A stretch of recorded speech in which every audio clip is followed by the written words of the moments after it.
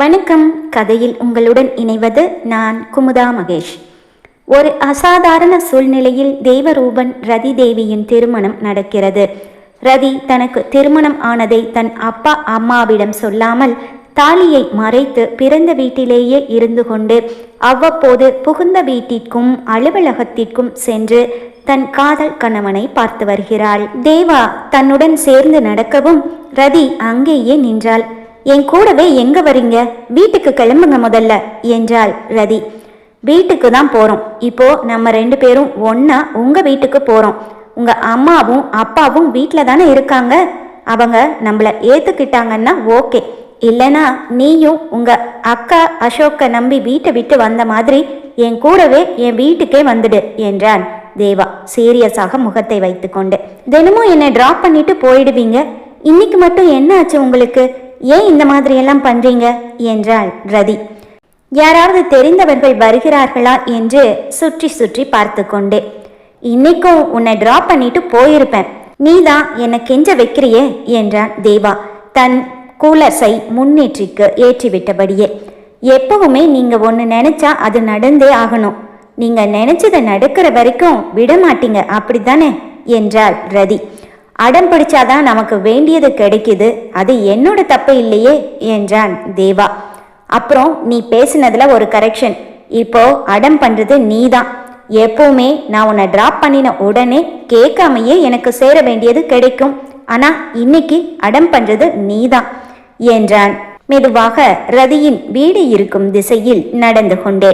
ஐயோ, அங்க எங்க போறீங்க என்று ஓடிய ரதி அவன் கையை பிடித்து நிறுத்தினாள். ப்ளீஸ், அப்பாவுக்கு தெரிஞ்சவங்க யாராவது பார்த்துடுவாங்க, போங்க. தேன்மொழி கார்ல தனியா இருக்கா, சீக்கிரம் போங்க என்றாள் ரதி. ரோட்ல கூட நடக்க விடாம என்ன நீ போன்னு விரட்டுற. இந்த ரோட்டையே உங்க அப்பா மொத்தமா விலைக்கு வாங்கிட்டாரா என்ன? இது அரசாங்க ரோடுமா, யார் வேணும்னாலும் நடக்கலாம் என்றான் தேவா. விட்டா இவர் சொன்ன மாதிரியே வீடு வரைக்கும் வந்தாலும் வந்துருவாரு என்று யோசித்த ரதி சாலையை சுற்றும் முற்றும் பார்த்தாள். அதிகமாக ஒன்றும் ஆள் நடமாட்டம் இல்லை.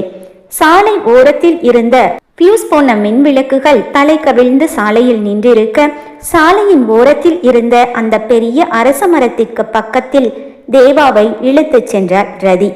அவளை பார்த்தபடியே மந்திரித்து விட்டவனைப் போல அவள் இழுத்த இழுப்பிற்கு உடன் சென்றான் தேவா. ஏய், எங்க கூட்டிட்டு போற என்று கேட்டபடியே. இந்தாங்க, நீங்க கேட்டதை வாங்கிட்டு முதல்ல இந்த ஏரியாவையே காலி பண்ணுங்க. தெரிஞ்சவங்க யாராவது பார்த்துட்டா அவ்வளவுதான்.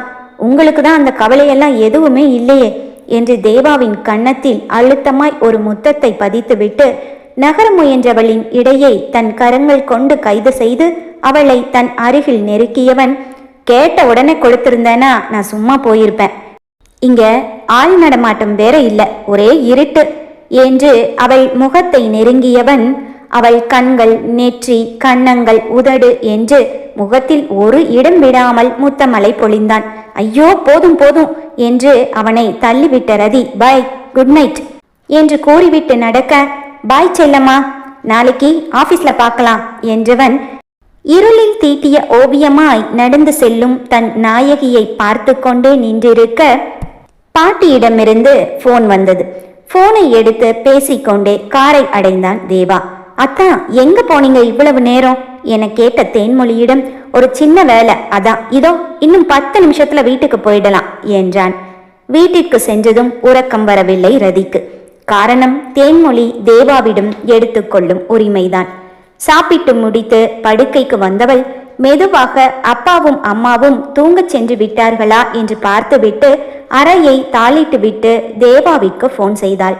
கணினியில் அலுவலக வேலையை பார்த்து கொண்டிருந்தவன் ரதியின் அழைப்பை ஏற்று பேசினான். சாப்பிட்டீங்களா என்றாள். எஸ், சாப்பிட்டாச்சு, இன்னைக்கு தேன்மொழி சமையல் தான் என்றான் தேவா. என்ன சாப்பிட்டீங்க என்றாள். எனக்கு பிடிச்ச வெங்காய பணியாரம்தான் என்றான். அது சரி, என்ன இந்த நேரத்துல போன் பண்ணிருக்க, ஏன் தூக்கம் வரலையா என்றான் தேவா. ஆமா, அதான் உங்ககிட்ட கொஞ்ச நேரம் பேசிட்டு இருக்கலான்னு போன் பண்ணினேன் என்ற ரதி. தேன்மொழி எங்க இருக்கா என்றாள். தேவாவிற்கு புரிந்து விட்டது. நீ என்கிட்ட பேசணும்னு தானே போன் பண்ணின, அப்புறம் தேன்மொழியை ஏன் கேட்கிற என்றான். சும்மாதான், சொல்லுங்க என்றாள். அவ பாட்டி காலுக்கு மருந்து போட்டுட்டு பாட்டி ரூம்ல இருக்கா என்றான். அப்புறம் நாளைக்கு நானும் தேன்மொழியும் பாட்டி ஹாஸ்பிட்டலுக்கு கூட்டிட்டு போகணும். அதனால நான் ஆஃபீஸுக்கு லேட்டாக தான் வருவேன் என்றான் தேவா. உங்க கூட நானும் வரட்டுமா என்றாள் ரதி. வேண்டாம், நாளைக்கு உனக்கு காலேஜ் இருக்குல்ல, நீ கிளாஸஸ் அட்டன் பண்ணு, நான் பார்த்துக்கிறேன். அதான் கூட தேன் இருக்கால என்றான் தேவா.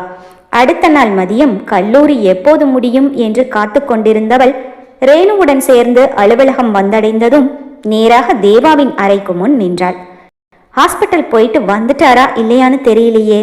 கதவை திறக்க அவள் கையை வைக்க அங்கு வந்த ரிசப்ஷனிஸ்ட், மேடம், என்ன பர்மிஷன் இல்லாம நீங்க பாட்டுக்கு உள்ள போறீங்க? சார் உங்களை வர சொன்னாரா என கேட்டாள். என்ன பதில் சொல்வதென்று தெரியாமல் விழித்த ரதி, இல்ல சார் பார்க்கணும் என்றாள். சார் இன்னும் வரல, அவர் ஏதோ பர்சனல் விஷயமா வெளியே போயிருக்காரு என்றாள். சரி என்று தலையாட்டி விட்டு, இன்னும் இவர் ஹாஸ்பிட்டல்ல இருந்து வரலையோ என்று யோசித்தபடியே தேவாவுக்கு போன் செய்ய அவன் லெப்டில் இருந்து வெளியே வந்து கொண்டிருந்தான். யோசனையில் சுருங்கி இருந்த ரதியின் முகம் தேவாவை பார்த்ததும் மலர்ந்தது. அவனிடம் ஓடினாள். தேவா, பாட்டி எப்படி இருக்காங்க? ஹாஸ்பிட்டல் போயிட்டு வந்துட்டீங்களா என்றாள். ஹாஸ்பிட்டல்ல வேலை முடிச்சு தேனையும் பாட்டியும் இப்பதான் வீட்டில் விட்டுட்டு வர்றேன். பெருசா ஒன்றும் இல்லை, எலும்பு ஜாயிண்ட்ல ஒரு சின்ன பிரச்சனை, டேப்லெட்ஸ் கொடுத்துருக்காங்க, அதோட பிசியோதெரப்பியும் பண்ண சொல்லியிருக்காங்க என்றான். சரி, இப்போ எனக்கு ஒரு மீட்டிங் இருக்கு, நான் முடிச்சிட்டு வரேன், நீ போய் அசோக்க வர சொல்லு என்றான் தேவா. தன்னுடைய பிரிவுக்கு சென்றாள் ரதி. தேவா வந்துட்டாரு, அவரு மீட்டிங் போயிட்டு இருக்காரு, உங்களையும் வர சொன்னாரு மாமா என்று அசோக்கிடம் கூறிக்கொண்டிருக்க அங்கு வந்த ரோஹன், லட்டு, நீ அசோக் சார் என்னன்னு சொன்ன, மாமான்னு கூப்பிட்டியா என்று அவன் கேட்க அசோக் தலையில் கை வைத்து கொண்டான். சரி, நேரமாச்சு, நான் மீட்டிங் போறேன் என்று அசோக் அந்த இடத்தை காலி செய்ய ரதி ரோஹனிடம் வசமாக மாட்டிக்கொண்டாள். லட்டு, அசோக் சார் உன்னை மாமான்னு கூப்பிட சொல்லி திரும்பவும் ஏதாச்சும் மிரட்டினாரா? இல்ல நீ எதுக்கு சார்னு சொல்லாம அவரை இப்போ மாமான்னு சொன்ன என கேட்டான் ரோஹன். நான் எப்போ மாமான்னு சொன்னேன்? உங்களையும் மீட்டிங்க்கு வர சொன்னாரு, ஆமா அப்படின்னு சொன்னேன் என்று ரதி சமாளிக்க, அப்போ என் காதுல தான் மாமான்னு விழுந்துச்சா என்று தனக்கு தானே பேசிக்கொண்டவன், லட்டு, உனக்கு ஏதாச்சும் பிரச்சனைனா நீ என்கிட்ட சொல்லு, வேற எதுவும் பிரச்சனை இல்லையே என்று ரோஹன் கேட்க, அப்படியெல்லாம் எந்த பிரச்சனையும் இல்லை என்று ரோஹனை ஒரு வழியாக சமாளித்தாள் ரதி.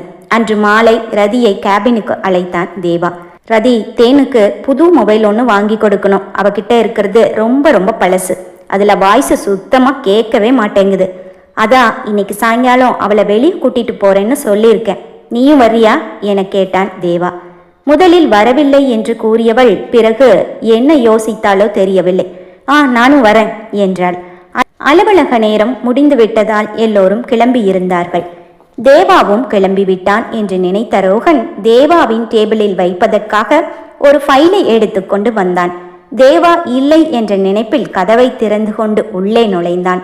அப்போது தேவா தன் வலது கையை ரதியின் தோளின் மீது போட்டபடியே நடந்து கொண்டே பேசிக்கொண்டிருந்தான்.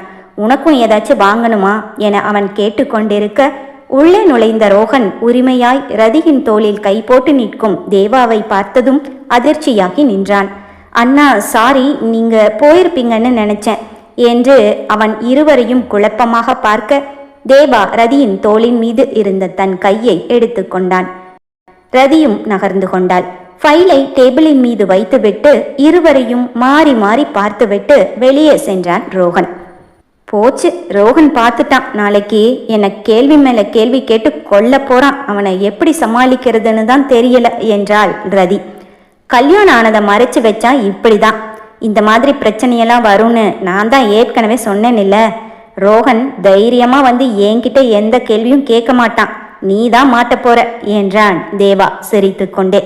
அவன் கேட்டா நான் என்ன சொல்லட்டும் என்று தேவாவிடமே ரதி ஐடியா கேட்க, உண்மைய சொல்லிடு, நம்ம 2 பேரும் புருஷன் பொண்டாட்டிங்கிற உண்மைய சொல்லிடு என்றான் தேவா. சொல்லிடவா என்றாள் ரதி.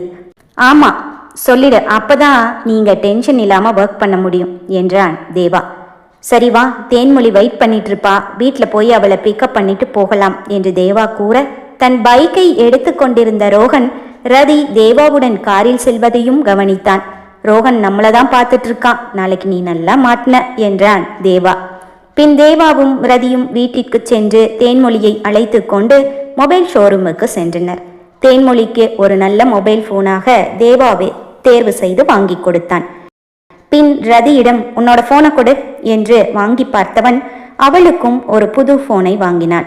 எனக்கு வேண்டாம் என்று ரதி எவ்வளவோ தடுத்தும் அவன் கேட்கவில்லை. உனக்கு வேணுமா வேண்டாமான்னு நான் உன்கிட்ட கேட்கவே இல்லையே என்று அவன் கூறிவிட ரதியால் எதுவுமே பேச முடியவில்லை. பிறகு துணி கடைக்கு சென்று தேன்மொழிக்கு சுடிதார் வாங்கி கொடுத்தான். அப்படியே ரதிக்கும் துணிகளை வாங்கினான். தேன்மொழிக்கு அவளுக்கு பிடித்த துணிகளை செலக்ட் செய்ய சொல்லிவிட்டு ரதிக்கு தேவாவே பார்த்து பார்த்து வாங்கினான். பிறகு கோயிலுக்கு சென்றார்கள். பூஜை சாமான்கள் வாங்காமல் வந்து விட்டதால் தேன்மொழியை பிரகாரத்தில் அமர சொல்லிவிட்டு ரதியும் தேவாவும் கோயில் வாசலில் இருந்த கடைக்கு வந்தார்கள். தேங்காய், பூ, பழம் என வாங்கிவிட்டு கிளம்பும்போது மல்லிகைப்பூ வேணும் என்றாள் ரதி. பூஜை சாமான்ல பூ இருக்கு பாரு அக்கா, பூ கொடுத்தீங்க இல்ல என்று தேவா கேட்க ஆமா என்றார் கடைக்கார பெண். பூ சாமிக்கு இல்ல எனக்கு என்றாள் ரதி. என்ன நீ இன்னைக்கு அதிசயமா பூ வேணும்னு கேட்குற என்று சிரித்தான் தேவா. அக்கா இந்தாங்க, அவங்களுக்கு எவ்வளவு பூ வேணுமோ கொடுங்க என்று ஒரு 500 ரூபாய் நோட்டை நீட்டினான் தேவா. 1 முழம் கொடுங்க போதும் என்றாள் ரதி. அதான் தம்பி எவ்வளவு வேணும்னாலும் வாங்கிக்கன்னு சொல்லிட்டாருல்ல, தலை நிறைய வாங்கி வைமா என்று கூறி 4 முழம் பூவை கொடுத்து விட்டார் அவர். அக்கா 4 முழம் ரொம்ப அதிகம் என்றாள் ரதி.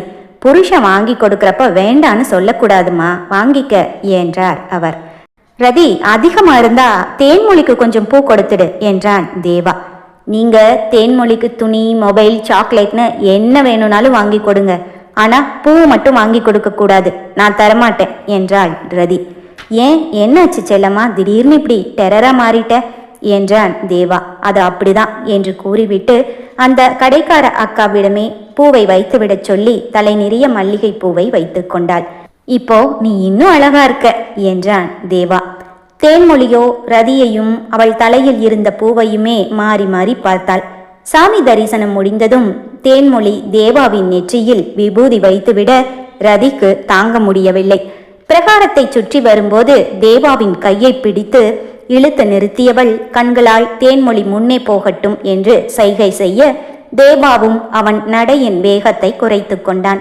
தேன்மொழி சற்று தூரமாக சென்றுவிடமும் தேவாவை நிறுத்தி தேன்மொழி வைத்த விபூதியை துடைத்து விட்டு தன் கையில் இருந்த விபூதியை அவன் நெற்றியில் வைத்தாய். ஏன் அதை தொடச்ச, அது மேலேயே வச்சிருக்கலாமல்ல என்றான் தேவா. ரதியின் முகம் மாறுவதை பார்த்ததும் ஓகே சரி சரி கூல் என்றவன் தன் கையில் இருந்த குங்குமத்தை ரதியின் நெற்றி வகுடில் வைத்து அவளை சமாதானப்படுத்தினான். வீட்டிற்கு சென்றதும் தேன்மொழி சமையல் செய்ய போக ரதியும் சமையல் அறைக்குள் சென்றாள். தேனு, நானே இன்னைக்கு சப்பாத்தி குருமா செய்யறேன் என்றாள் ரதி. நீங்க அத்தனோட ஆபீஸ்ல தானே வேலை செய்யறீங்க, வீட்டுல எதுக்கு நீங்க சமையல் செய்யணும் என்று தேன்மொழி கேட்க, உங்க அத்தான் தான் செய்ய சொன்னாரு, வேணும்னா போய் அவரை கேளு என்று சொல்லிவிட்டு சமையல் வேலையை பார்க்க அது உண்மையா என்று கேட்க நினைத்த தேன்மொழி தேவாவிடம் சென்று கேட்க, உனக்கு பாட்டிக்கு மருந்து போட்டு விடுற வேலை இருக்குல்ல, அதான் ரதி சமையல் செய்யறாங்க என்று அவளிடம் கூறிய தேவா நேராக சமையல் அறைக்கு சென்றான். சப்பாத்தி மாவு பிசைந்து கொண்டிருந்தாள் ரதி. ரதியின் பின்னால் இருந்து அவளை கட்டி அணைத்தவன் அவள் கன்னத்தோடு கன்னம் வைத்து உரசினான். ரதியோ தன் கண்களை மூடி அவன் நெஞ்சில் சாய்ந்து கொண்டாள். அவள் காது மடலில் உரசிய மீசையும் கழுத்து வளைவில் அவன் பதித்த முத்தமும் சிலிர்ப்பை உண்டாக்க, ஐயோ போதும் விடுங்க, பாட்டி வரப்போறாங்க என்றாள் ரதி. பாட்டி உள்ள படுத்திருக்காங்க, தேன்மொழி பாட்டிக்கு மருந்து போட்டுட்டு இருக்கா என்று அவள் காதருகில் கூறியவன் அவளை இன்னும் இறுக்கி அணைத்து அவள் கன்னத்தை கடித்தான். என்று அலறியவள் போதும் விடுங்க என்றாள். உன்னை விட்டா எனக்கு இங்க வலிக்குமே என்று அவன் தன் இதயத்தை காட்ட, வலிக்கும் போது மருந்து போட்டுக்கலாம், இப்ப விடுங்க என்று அரைக்குறையாக பிசைந்த சப்பாத்தி மாவை அவன் மூக்கு மற்றும் கன்னங்களில் தேய்க்க, பதிலுக்கு தேவாவும் மாவை எடுத்து அவள் மேல் தேய்க்க, மொத்தத்தில் அங்கு சமையலுக்கு பதில் வேறு ஏதோ ஒன்று நடந்து கொண்டிருந்தது. தேன்மொழி வரும் ஓசை கேட்டு இருவரும் அவசர அவசரமாக மாவை துடைத்து கொள்ள தேவா வேகமாக அறையை விட்டு ஓடிவிட்டான். அக்கா, என்ன இவ்வளவு நேரமா மாவு பிசைறீங்களா என்று சந்தேகமாய் கேட்டுவிட்டு தேன்மொழி குருமாவை தயார் செய்து கொண்டிருந்தாள். எல்லோரும் சாப்பிட்டு முடித்ததும் தேவா தேன்மொழிக்கு புது போனை எப்படி பயன்படுத்த வேண்டும் என்று சொல்லிக் கொடுப்பதற்காக தேன்மொழியை போனை எடுத்துக்கொண்டு தன் அறைக்கு வருமாறு கூறியிருந்தான். பெட்டில் தேவாவின் பக்கத்தில் தேன்மொழி உட்கார்ந்திருக்க தேவா அவளுக்கு ஒவ்வொன்றாக சொல்லிக் கொடுத்தான்.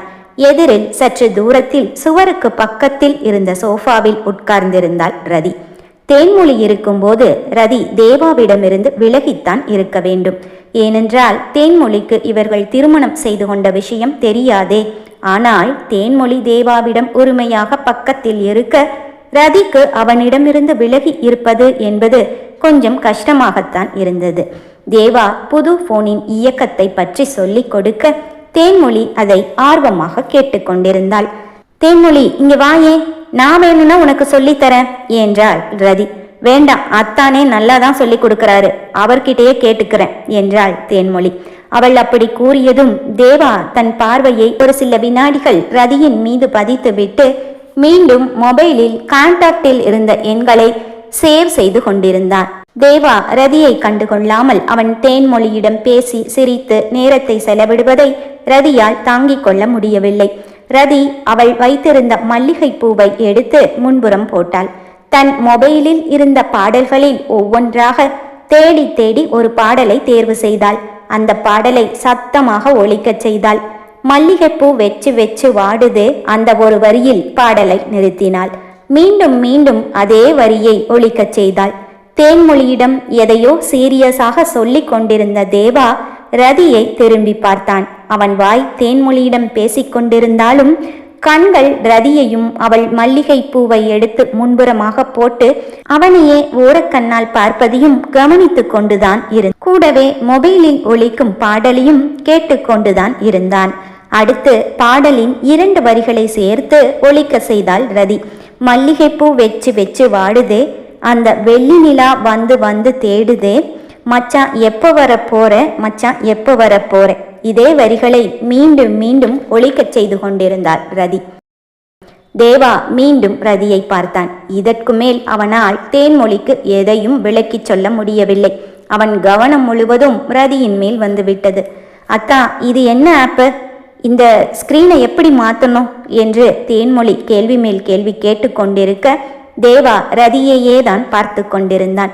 தன் முயற்சி வெற்றி அடைந்த சந்தோஷத்தில் ரதி மீண்டும் அதே வரிகளை முழுவதுமாய் ஒலிக்கச் செய்தாள். மல்லிகைப்பூ வெச்சு வெச்சு வாடுதே, அந்த வெள்ளி நிலா வந்து வந்து தேடுதே, எப்போ வர போற மச்சான் எப்போ வர போற. அந்த கடைசி வரி முடிவதற்குள் தேவா தேன்மொழியின் கையில் போனை கொடுத்தான். இந்தா, இன்னைக்கு இவ்வளவு போதும், மீதிய நாளைக்கு சொல்லித்தர, நீயே போனை ஓபன் பண்ணி ஒவ்வொன்னா செக் பண்ணு என்றவன் அங்கேயே உட்கார்ந்திருந்த தேன்மொழியிடம் பாட்டி தனியா இருப்பாங்க போ என்று அனுப்பி வைத்தான். சும்மா இருந்தவனை உசுப்பேற்றியது ரதிதான். அவன் கையில் மாட்டினால் அவ்வளவுதான் என்று நினைத்தவள் மெதுவாக எழுந்து, தேன்மொழி, உனக்கு மெஹந்தி போடணும்னு சொன்னேன்ல, இரு நானும் வரேன் என்று தேன்மொழியின் பின்னால் நடக்க தேவா பாய்ந்து வந்து அவளை நிறுத்தினான். உன்கிட்ட ஒரு முக்கியமான ஆபீஸ் விஷயம் பேசணும், தேனு நீ போ என்று அவளை அனுப்பிவிட்டு கதவை சாத்தினான். ஏதோ ஆர்வ கோளாறில் தேன்மொழியிடம் இருந்து அவனை திசை திருப்ப எண்ணியவள் இப்போது தேவாவிடம் வசமாக மாட்டிக்கொண்டாள். என்னது, மல்லிகைப்பூ வெச்சு வெச்சு வாடுதா? எப்போ வர போறேன்னு தானே கேட்ட, அதான் வந்துட்டேன் என்றான் அவள் பக்கத்தில் வந்து அவள் வைத்திருந்த பூவை முகர்ந்தவாறு. இல்ல, அது நான் சும்மா பாட்டு போட்டேன் என்றாள். அதெல்லாம் எனக்கு தெரியாது, நீதானே என்னை இப்போ வர சொன்ன, சொல்லு, எதுக்கு இப்போ என்னை கூப்பிட்ட என்று அவன் தன் முகத்தை அவள் முகத்திற்கு அருகே கொண்டு வந்து கேட்கவும் பயந்து விட்டாள் ரதி. கண்கள் மிரட்சியில் படபடக்க பயத்தில் எச்சில் விழுங்கினாள். அந்த மல்லிகை பூ வாசமும் மங்கையின் சுவாசமும் அவனை சூடேற்ற மயங்கி போய் அப்படியே நின்றிருந்தான். இதுதான் சரியான சமயம் என்று பின்னால் திரும்பி கதவை திறக்கலாம் என்று மெதுவாக 2 அடி எடுத்து வைத்தாள் ரதி. சினுங்கி அவள் கொலுசின் சத்தத்தில் தன் சிந்தை தெளிந்தவன் போனால் போகட்டும் என்று தாராள மனதுடன் விட்டுவிட்டால் அவன் தேவரூபன் இல்லையே. அடுத்த நொடியே திரும்பி கதவை நோக்கி நகர்ந்தவளை பின்னாலிருந்து இடையோடு சேர்த்து கைது செய்திருந்தான் தேவா. என்ன செல்லம்மா, நீ சரியா சாப்பிட்றியா இல்லையா? இங்க பாரு, இடுப்பையே காணோமே என்றவனின் கைகள் அவள் இடையோடு சேர்த்து அவள் வயிற்றையும் அழுத்தி பிடித்திருந்தது.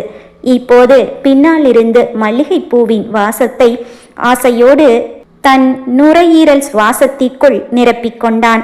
அவனிடமிருந்து ரதி விடுபட முயற்சித்து கொண்டிருக்க விழி மூடி கன்னத்தோடு கன்னம் வைத்தவன், ஏய், ஒரு 2 நிமிஷம் இரு, நான் ஒன்னும் உன்னை கடிச்சு தின்னிட மாட்டேன் என்று கண்டிப்புடன் அவன் குரல் ஒலிக்கவும் அமைதியாகி போனாள் தேவாவின் பைங்கிளி. தவறு அவளுடையதாயிற்றே. சும்மா இருந்தவனை சீண்டியது அவள்தானே. அப்படியே ஆடாமல் அசையாமல் நின்றிருந்தாள். ஆடவனின் கோடி ஏக்கங்களை சுமந்து வந்த அவன் மூச்சுக்காற்றின் அனல் அவள் கழுத்தில் மோதி விமோச்சனம் பெற்றது. ஏதோ விளையாட்டாக அவன் உணர்வுகளை தூண்டிவிட அது காட்டு தீ போல பரவி கண்ணி அவளை அபகரிக்க நினைக்க அந்த உணர்வை அடக்க முடியாமல் தவித்த 6 அடி உயர ஆண்மகளின் நிலைமை மங்கையிடம் மயங்கிய மாமுனிகளின் நிலைமையை விட படுமோசமாகத்தான் இருந்தது.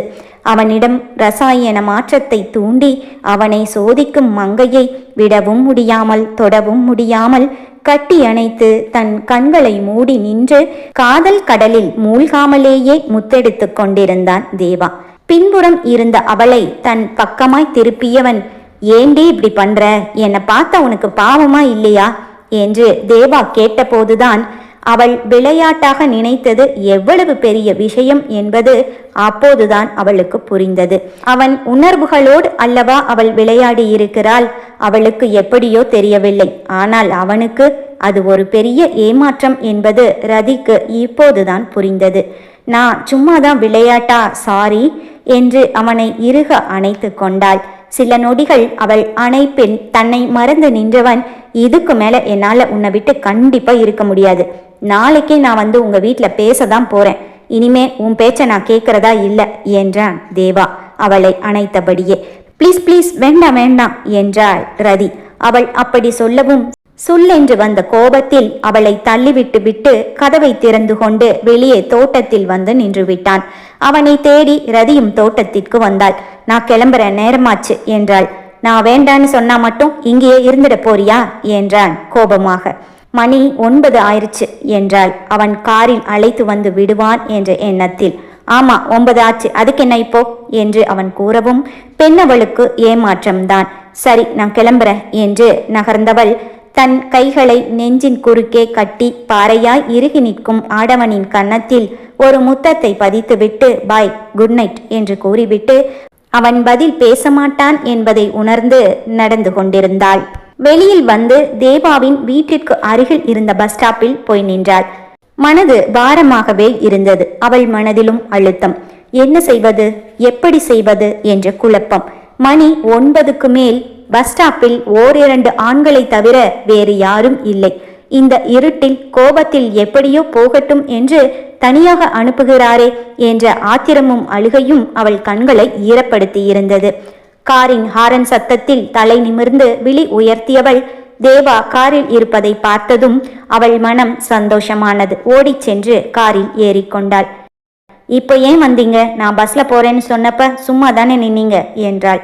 நானே செம்ம கடுப்புல இருக்கேன், பேசாம இருந்துடு, இல்லனா காரை நேரா உங்க வீட்டு முன்னாடி கொண்டு போய் நிறுத்திடுவேன் என்றான் தேவா. ரதி அதற்கு மேல் வாயே திறக்கவில்லை. அவள் எப்போதும் இறங்கும் இடம் வரும் வரை இருவரும் எதுவுமே பேசிக்கொள்ளவில்லை. கார் ரதி இறங்கும் இடத்தை விட இன்னும் முன்னே ரதியின் வீடு இருக்கும் இடத்தை நோக்கி போய்கொண்டிருந்தது. பதட்டத்துடன் ரதி தேவாவை பார்க்க அவன் விழிகள் சாலையை மட்டுமே பார்த்து கொண்டிருந்தது. இங்கேயே இறங்கிக்கிற, நிறுத்துங்க என்றாள். அவள் பேசியது அவன் காதில் விழவே இல்லை. ரதியின் இதயம் படபடவென அடித்து கொண்டது. அவன் பார்வையில் தெரிந்த கூர்மை, முகத்தில் இருந்த தீர்க்கம், அவன் எதையோ முடிவு செய்து விட்டான் என்பதை போல இருக்க ரதியின் பயம் இன்னும் அதிகமானது. இந்த நேரத்துல நான் கார்ல வந்து இறங்குறத பார்த்தா ஏதாவது தப்பா நினைப்பாங்க, என்னை இங்கேயே இறக்கி விட்டுடுங்க என்றாள் ரதி அவன் தோளை தொட்டு. அவளை திரும்பி சுடும் அனலாய் ஒரு பார்வை பார்த்துவிட்டு திரும்பவும் சாலையில் பார்வையை பதித்து காரை ஓட்டினான். ரதியின் வீட்டு முன்பாக காரை நிறுத்தினான். இறங்கி உள்ளே வந்து விடுவானோ என்ற பயம் ரதியின் முகத்தில் தெரிந்தது. கார் நின்றதும் வேக வேகமாக காரிலிருந்து இறங்கி காரின் கதவை மூடினாள் ரதி. அப்போது ரதியின் அப்பா வீட்டிற்குள் இருந்து வாசலை நோக்கி வந்து கொண்டிருந்தார்.